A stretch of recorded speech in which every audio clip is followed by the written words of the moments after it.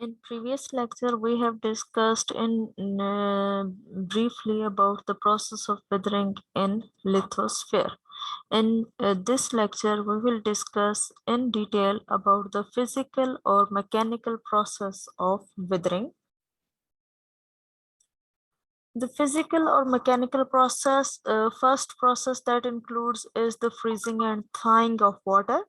That is very important process, as this process involves the variation in temperature.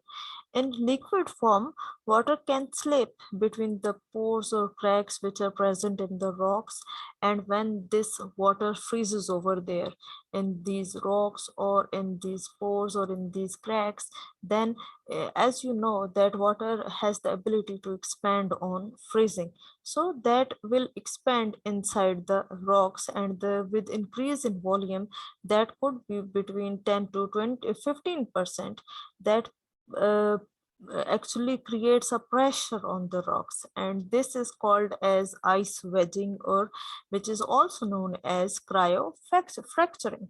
Because of this ice wedging, rocks will apart over time, and when the ice thaws and forms liquid water again, parts of these rocks will also be swept away by tiny pieces through the process of erosion. In future lectures, we will also discuss in detail about erosion. So in this way, the water plays a major role in physical process of weathering. It can enter the pores of rocks and clay and make them swell, and then the withering of rocks occur. So water is basically involved in the process in physical or mechanical process of weathering. Second process of weathering, also known as the honeycomb weathering. In this process, salts basically play a role in the process of weathering. Groundwater which seeps or which enters into the cracks of the rocks by the process of capillary action, and then water evaporates from there.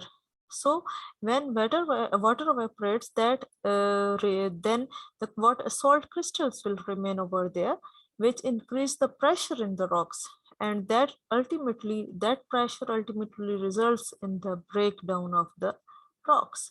So this type of salt crystals which are involved in the process of weathering, that basically forms a specialized structure which resembles like a honeycomb.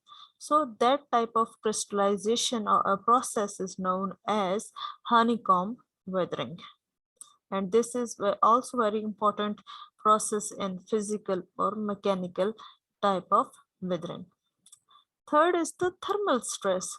As the name indicates, this is the process of weathering which involves change in the temperature.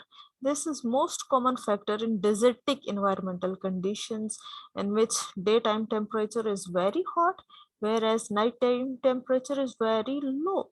So that wild swing of temperature that which takes place repeatedly over long period of time, that results in eventually into crumbles and flakes. This action is basically called as exfoliation.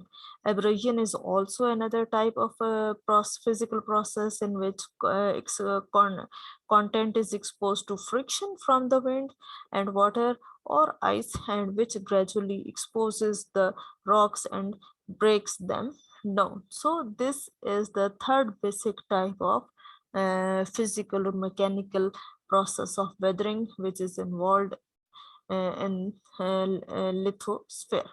So thank you. In this lecture, we have discussed in detail about the three possible processes of physical or mechanical weathering. Thank you.